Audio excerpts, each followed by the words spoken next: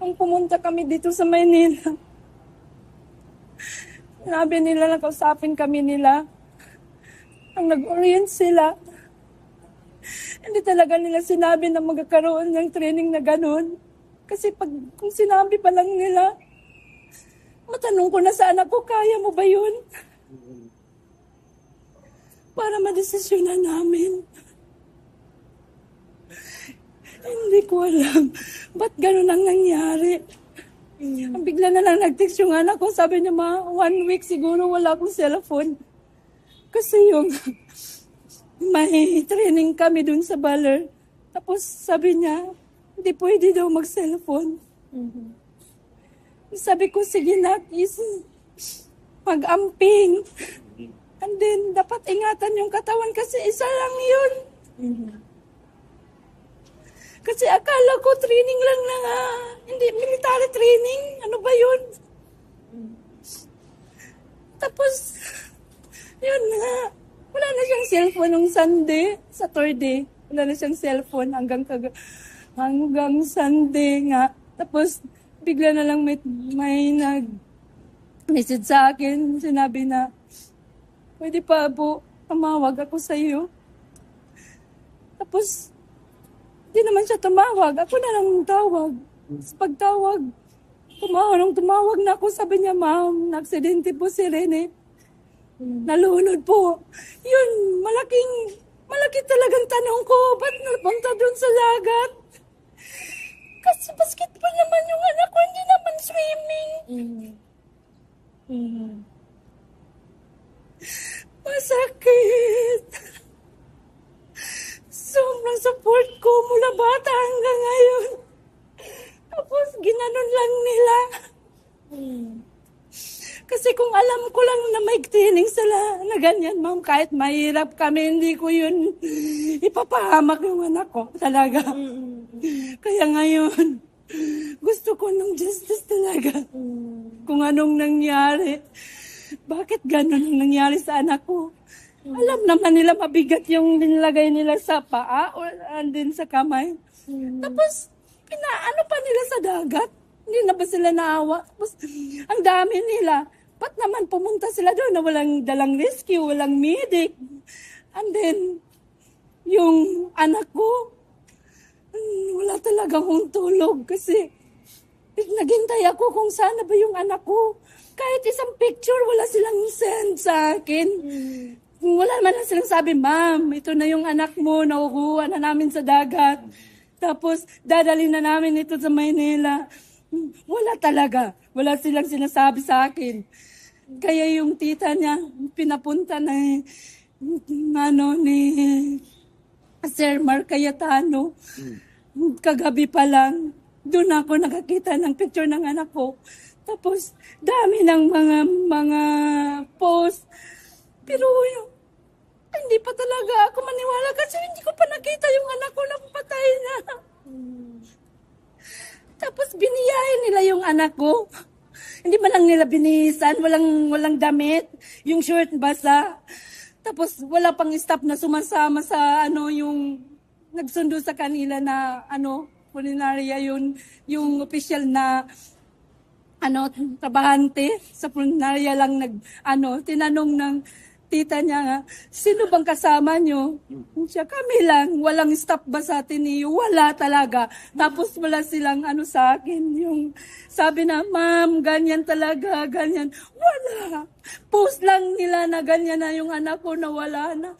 Pero wala talaga sila binigay kahapon hanggang kagabi na picture na para ma-prove ko na anak ko ba talaga yun. Hanggang kanina palang umaga, nalaman ko na wala na talaga yung anak ko. Kaya iyak ako nang iyak. At nung narinig niya yung salita ko, parang umiiyak sa dami ng luha lumalabas sa mata niya. Isang saglit lang ang pangarap ng aking anak, winasak nila.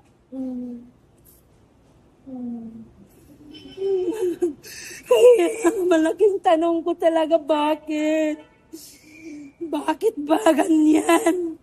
Ang dami nila doon, tapos walang nag-rescue? ba't nila pinapalangoy na yung anak ko na may 20 kilos yung nabigat. May nag-reach out na po sa inyo mula sa Ateneo?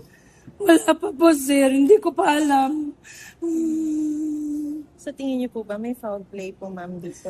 Talaga. Kasi yung anak ko, ang daming pasa. Ba't sana ba galing yung pasa? Yung nag-video ako, ang dami daw pasa. May pasa dito, may pasa dito, may pasa sa likod. Pero hindi ko pa yun nakikita. Kaya sabi ko, huwag niyong galawin. Pumunta ako dyan. Napakalaking potential po nung anak ninyo, MVP ng palarong pambansa. Siya po yung inaabangan talaga ng lahat na. Siyempre, Opo. ma'am, sakit. Pangarap niya ng mga anak ko. Ay, hirap kami pero sinusuportan ko talaga ang mga anak ko para makapag-aral, makapagtapos. Kasi dyan namin hinuhugot sa mga nila, talent nila, yung paghihirap namin. Tapos nauwi lang sa ganun. Meron po ba kayong panawagan? Sino po ang gusto nyong managot dito? Sa ngayon, hindi ko pa po alam Basta isa lang talagang magpa-imbestiga ako kung sino yung gustong tumulong, magpatulong ako kasi wala talaga.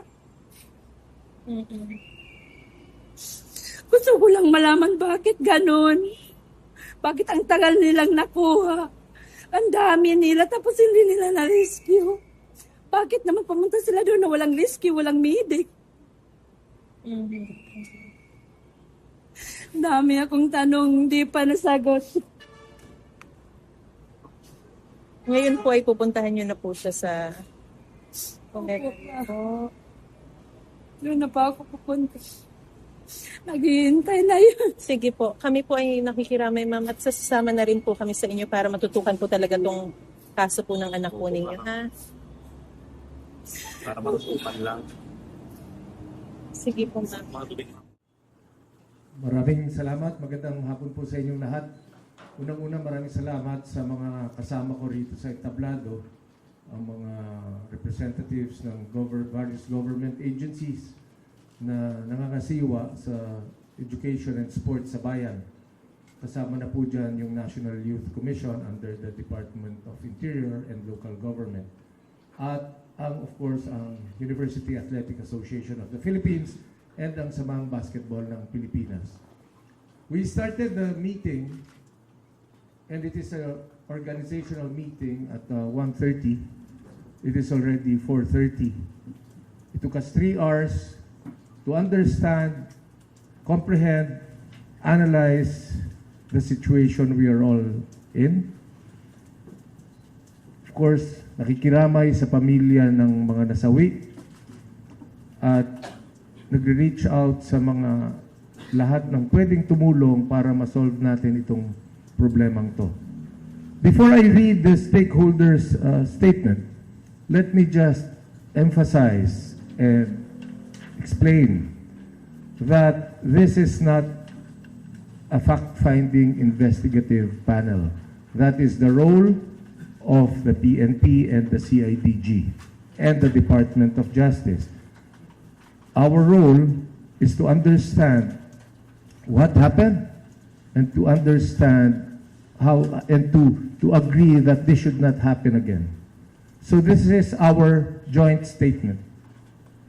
The Philippine Sports Commission thanks the Commission on Higher Education, Department of Education, Samahang Basketball ng Pilipinas, University Athletic Association of the Philippines, and the National Youth Commission for participating in the inaugural meeting of the Sports Stakeholders Panel, convened following the tragic loss of Ateneo student athletes Divine Adili and Rene Clert Bateverbonia.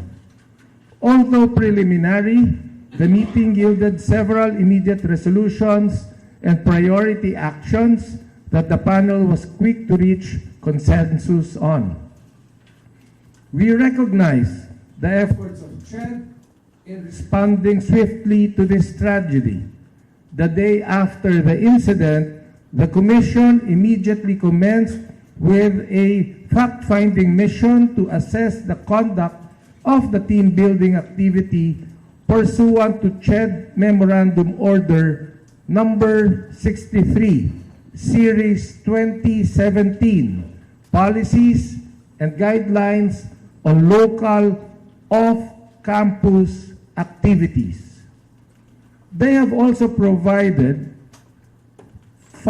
physio-social support and other services to the teammates and families of Rene and Divine. These proceed in parallel with the ongoing efforts of the PNP and DILG and the NBI and DOJ to establish a clear, accurate, and comprehensive account of what happened. We support these efforts and trust that their findings will contribute meaningfully to strengthening the accountability mechanisms that protect our students and athletes. Second, while we allow due process and the ongoing investigations to take their course, the stakeholders panel believes that this conversation extends beyond student athletes and a single incident. At its core, this is about protecting athletes and ensuring that sports is a safe, credible, and empowering environment for all. Rene, Divine, and their families saw sport as a pathway to a better future.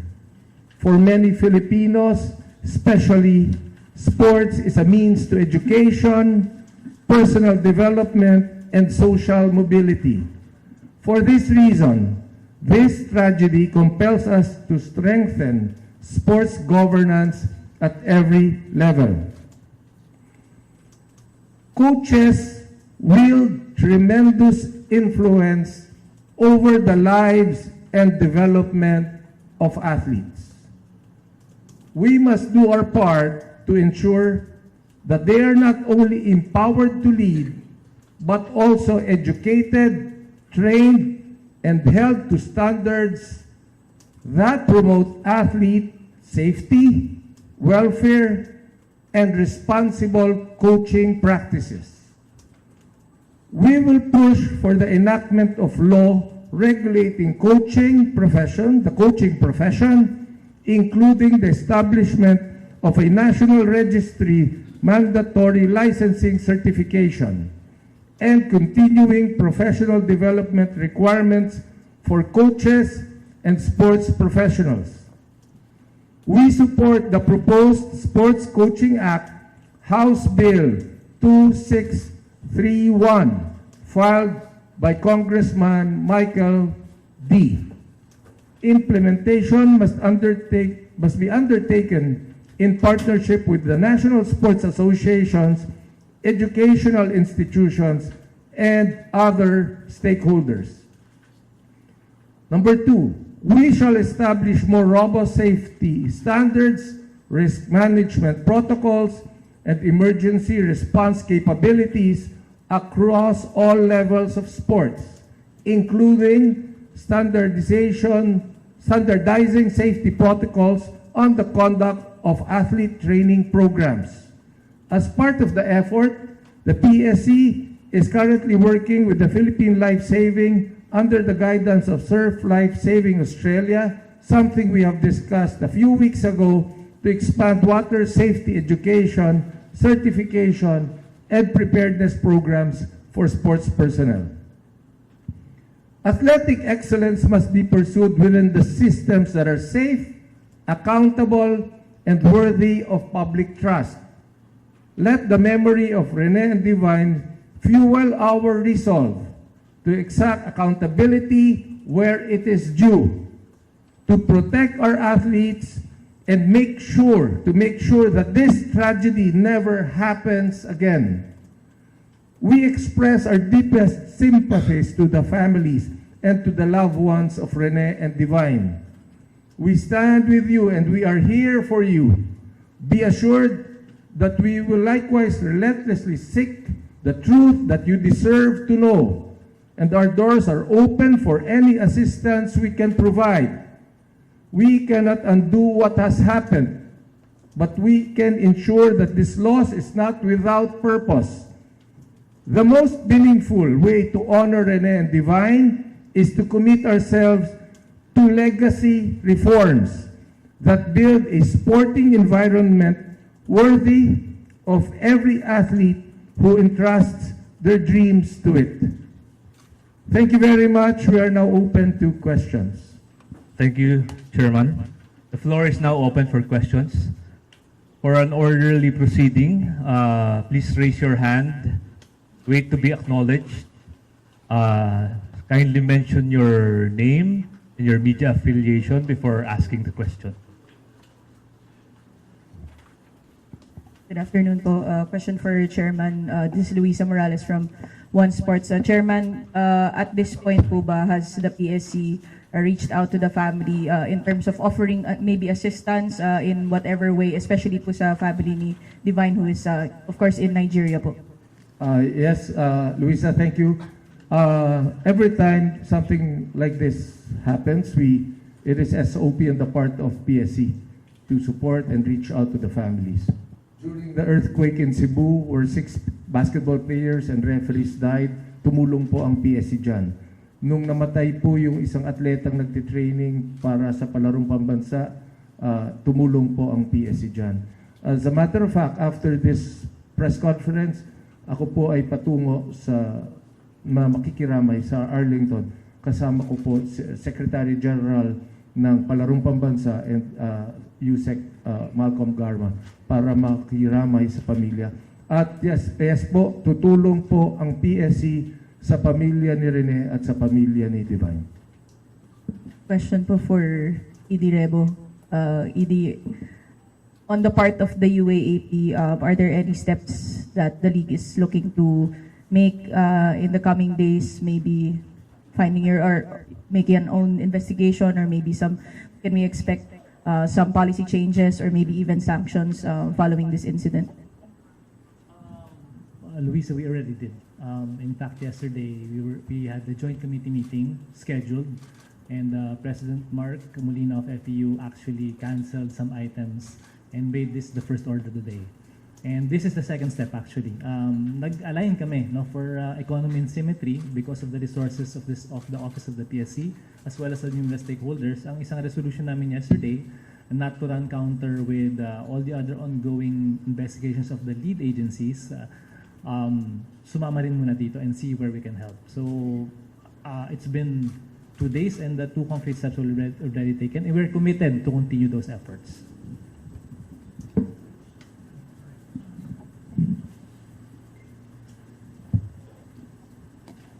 Paige Javier, ABS-CBN. ED Rebo, I know may ongoing investigation. Is the UAAP doing its own probe parallel to what's already ongoing? Again, for economy and symmetry, we decided muna to wait. For context, I'm sure that you're aware of previous incidents before. Just to clarify that in those cases, we have waited for the official reports, all of them. And of course, we would like to hear from the concerned parties as a part of elementary due process. And so, kahapon was organizational, today was also organizational, and meron naman kaming narating at may resolutions na intact. So yun muna po, masabuti mag-align muna tayo, wait for the reports, align with this panel. Ngayon kung kulang, of course, insofar as our bylaws are concerned, then maybe we can also study that option. But for now, I'm sitting here as part of the panel in this, which does not only affect Rene and Divine, but as mentioned, not just student athletes, but all athletes in general. Good afternoon po. This is Philip Batella of Rappler. My question po is for ED Rebo. ED, question po. Since we've had the unfortunate thing of many of our student athletes have passed away during these past few seasons, is the UAP looking at a policy na perhaps sa training magkaroon ng requirement like a safety officer or person who needs first aid, who knows first aid to attend to these kinds of incidents? Okay, thank you for that question. In fact, first of all, this incident is very different from the previous incidents that you've mentioned. And I'm very happy and excited actually to announce that I was part of the Philippine Heart Association convention, no? And may concrete steps kami. Ako, Attorney Ingles was there, and Dr. Canlas was there, among other experts. And one of the calls that we or recommended to the individual member schools is to have the mandatory AEDs, no? So yun ang importante. Those are concrete steps that we're taking. Not expecting that something like this would happen. So same thing, no? In terms of crafting these policies, you have to understand also that as an athletic association, we try to give reminders to our member schools. But ang talagang focus namin and the Office of the Executive Director is really in the holding of our events. So pag tayo nagpalaro, for sure meron dalawang AED. So yun ang primary focus namin. Not to dismiss yung off-school campus activities, but really yun muna ang pangangalagaan namin. Then again, yun nga, kaya nga po ang tanong kanina, what are their gaps and what are the existing policies kung pwedeng baguhin, tingnan natin kung kakayanin. At we appreciate the gesture of Chairman Pato. I think it is very important, friends, to understand yung role ng bawat isa rito. And I'd like to request Undersecretary Malcolm, who is also the Secretary General of Palarong Pambansa, to help explain the framework. Lalo na nag-mention tayo ng mga memorandum order and yung mga joint policies ng CHED and the DepEd. Thank you, Chairman Pato. Good afternoon to everyone. So we all know that Rene was a product of the Palarong Pambansa. And we know for a fact that our collegiate players, the varsity players, most of them actually came from the Palarong Pambansa. So our stake here as the Department of Education is really part of the solution is to make sure that our products in the Palarong Pambansa, who are the products of our basic education, would be given and provided with a safe environment for their training and during the playing of the respective events. So, importante po na hindi lamang po ito tignan sa pananaw ng higher education at sa pananaw ng sports, but really to connect everything in terms of our sports development program in the country, coming from the basic education. So, I think this is something that will assure our parents, yung mga magulang, ang ating mga atleta, na sinisiguro ng ating pamahalaan yung kaligtasan nitong mga atleta, hindi lamang sa basic education hanggang sa sila ay maging kolehiyo at maging professional. Mark Sarawar, GMA7. In my previous podcast, Chair, may Ateneo basketball player na rin na nag-intimate ng ganitong sa baler, na ganitong training, and the description by him was it was a deadly training by the same coach. So ano po ang sense ng Sports Commission dito? Is this standard training? Is this standard coaching style? Hanggang saan lang? Kasi parang pang fraternity ang sabi nila ang style of training na ginawa in Baler, at of course itong nangyaring last incident that killed two players. Ano pong sense ng commission? Ang sense po ng commission dyan, definitely hindi po yan standard. Definitely wala po yan sa policy ng Philippine Sports Commission, and I'm sure wala sa policy yan ng UAAP, wala yan sa policy ng Palarong Pambansa, wala po sa policy yan ng kahit sinong NSA. That is maybe the philosophy of a program that is in place. That is their style and their prerogative. But having said that, what is important po is now we are given the opportunity to review saan ba yung mga loopholes sa bawat patakaran ng bawat ahensya. Ang importante po kasi, bakit kami nag-meeting today, is we want to tell the family, we want to tell the mother of Rene, and we want to tell the people of Agusan that hindi lang po kami nakikiramay, may gawagawin po tayong aksyon. As I speak, I've coordinated with Secretary John Vic Rimulya in the last 24 hours. Ito po yung ating mga kasama sa CHED, DepEd, UAAP, National Youth Commission at PSC, nag-meeting na. Meron po kaming pinag-usapan kanina that we will make ourselves available in the next 72 hours para lang siguraduhin na kung kailangan kaming makipanayam sa ibang ahensya ng gobyerno, nandito kami. Pangalawa po, I was informed by the UAAP Executive Director na ang eskwelahang Ateneo ay open na maimbitahan sa panel na ito. Kaya po sila hindi na imbitihan ngayon because it is an organizational meeting. It is a message to everyone that we, the government agencies involved in sports and education, we are all together in making sure that we address this problem once and for all. So in the soonest possible time, after they go through the different inquiries from the other government institutions, this panel will definitely invite the Ateneo de Manila for their side of the story. And alam ko po na si Chairman Shirley Agrupis ng CHED na nagsabi lang na anniversary nila ngayon. That's why she sent 4 representatives from the Commission on Higher Education. They already had the meeting with Ateneo yesterday. And that the process is ongoing. Hindi po binabaliwala ng mga taga-gobyerno ang problemang ito. At meron pong makakausap ang mother ni Rene in solving this problem. Yan lang po ang masasabi namin. May nag-reach out, follow-up lang, nag-reach out na po ba kayo dun kay Coach Tab to have him explain kung ano yung wisdom ng kanyang coaching style? May nag-reach out na, kausap niyo na ho ba siya to explain yung kanyang coaching style? On the part of the UAAP, I mean, kasi just like any, of course, this is a very tragic incident, no? But first, unang-una, the Ateneo requested for privacy and space, no? That's very important. But of course, something tragic happened. But I don't think it's prudent right now to rush. And besides, may initially, ang first line na namin is really through the representatives, no? To hear their side. May protocol kaming sinusunod eh.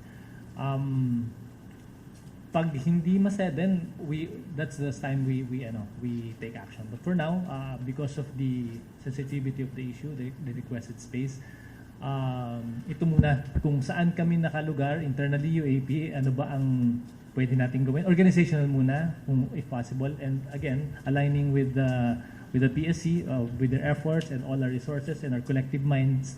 Hopefully we can have a just solution to this very tragic incident. Just the power to preventively suspend him pending investigation. UAP. Well, I know this sounds but technically prevented him suspended kasi immediate yan eh. But right now, I know this sounds but wala namang basketball eh. So there's nothing to suspend initially, no? So whatever preventive suspension, I don't know whether or not their institution will do that. It's really based on their prerogative. So insofar as we're concerned, the season, the basketball season for that matter, has not begun. Last 2 questions.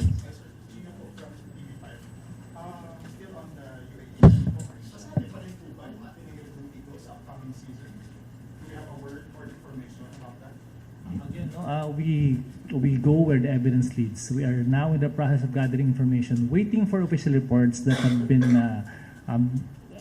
undergoing, no? And I believe Ateneo has already made a statement as well, page 2 of their June 9, 2026 statement, that they have cooperated with the NBI and CIDG. So kailangan po yung mga reports yan. Even us kanina, we're very careful when organizing, ano bang pwede natin gawin? Hindi lang experts dito. Wala pang Ateneo. So we cannot pass on judgment this early. Okay, not to trivialize what happened, but again, elementary due process states that everyone should be heard. And the expertise of each agency should be considered. So not to pass judgment also. I know you're very careful right now, pero wala pa tayong nakikita possible sanctions talaga. So sa tanong lang ng tanong ni Kuya Mark Salazar, sanctions for Coach Bob. Again, no, we have to go where the evidence leads. So wala pa. Kasi pati yung preventive suspension, may mga purpose. It's not actually a penalty. It's not a sanction. It is a preventive measure no, to destroy administratively is to para wag maapektuhan yung witnesses or to destroy evidence. But insofar as the UAP is concerned, wala naman siyang access to any UAP record and there's no one to influence in the board. So yung preventive suspension is maybe entirely up to the member school. No? Last question, please. Ryan Ulanday po from the Philippine Star. Going beyond sports naman po, to anyone from CHED, meron po bang president dati na off-campus, may namatay, and ano po yung kumbaga pinaka-worst na repercussions sa school, academically wise? Thank you. I think there was an incident that wherein the one president was dismissed by the Office of the Ombudsman. I think sa Bulso yata, Bulacan State University. So nagkaroon ng off-campus activities without complying with the condition as provided dun sa CMO 63/2017. So na-dismiss po yung president. Okay. Let's go. One more. Follow-up lang po, na-dismiss yung president.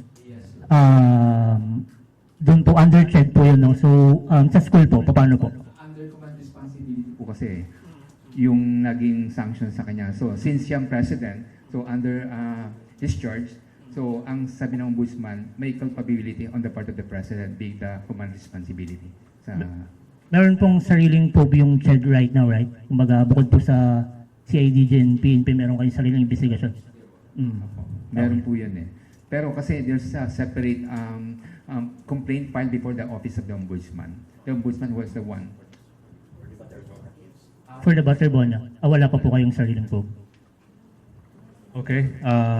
For this incident po, there's, as mentioned by Chair, there's already an ongoing investigation po. And as mentioned also, na nagkaroon po ng talks between CHED and the Ateneo. One final question. Good afternoon po, John Mark Garcia from Spin.ph. For Chairman Pato and ED Rebo, on the topic lang po of training camps, obviously po with student athletes, all seasons are for preparing for the collegiate seasons to really level up their game competitive-wise. But would you say po ba na in light of this incident, we're starting to ask or demand too much from student athletes? Schools are starting to demand too much to a point that there's nag-delineate na po yung lines between ensuring being competitive and also putting a proper regard po for their welfare.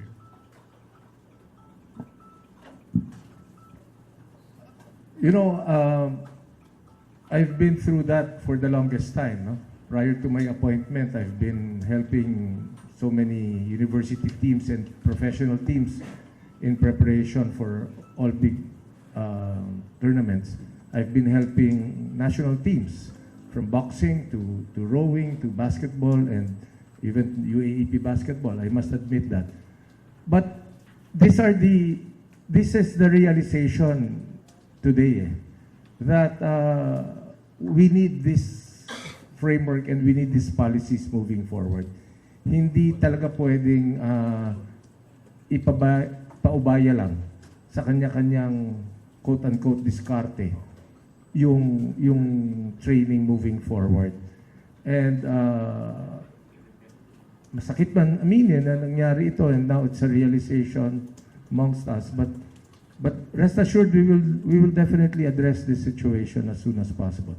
And nakita nyo naman po, sabi ko nga, it is very important for us to see you here. It is very important for the people, the Filipino people, to see us here. It is because we will do something about it at the soonest possible time. Dalawa po ang tracks ng problemang ito. Yung track na nandoon sa criminal and police investigation na wala po kaming kinalaman, at pangalawa yung track ng sports and athletic education programs kung paano po natin papatibayin at paano maiiwasan itong problemang ito. Because there are thousands of teams, thousands of schools doing all these programs, training programs before competition starts. And definitely, with the support of DepEd, CHED, UAAP, sa mga basketball ng Pilipinas, and all other NSAs, kami po sa PSC ang pwedeng magtaguyod ng framework na to in cooperation and in partnership also with the legislative branch. Kaya nga po, sabi nga po, kaya po namin pinoint out yung bill na final ni Congressman Mike D. Kasi meron na po yan eh. Isinusulong na lang natin. And maybe this is a good time to really pursue all of this. Okay, closing statement from Chairman. Is it okay? Or from Yusek? Well, once again, maraming salamat po sa pagdalo nyo. Alam ko matagal kayo naghintay. But it is the gesture, no, na government, did you react right away? UAAP, are you cooperating with government to make sure that we address this? The answer to these questions are yes and yes. Are we going to talk to Ateneo? Yes.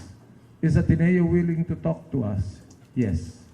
Are we reaching out to the family, to the mother of Rene? Yes. Are we going to help the family? The answer is yes. Okay? Yun lang po ang gusto naming maunawaan ninyong lahat. Kasi lahat po tayo nagdadalamhati at ang pinakamasakit na maisip ng mga tao is we are indifferent in all of this. And because we know that we need to address this situation at the soonest possible time. So maraming salamat po sa inyong lahat. Hanggang sa muling pagkikita. This concludes our media briefing for today. Thank you very much for your time and for helping us disseminate accurate information with the public.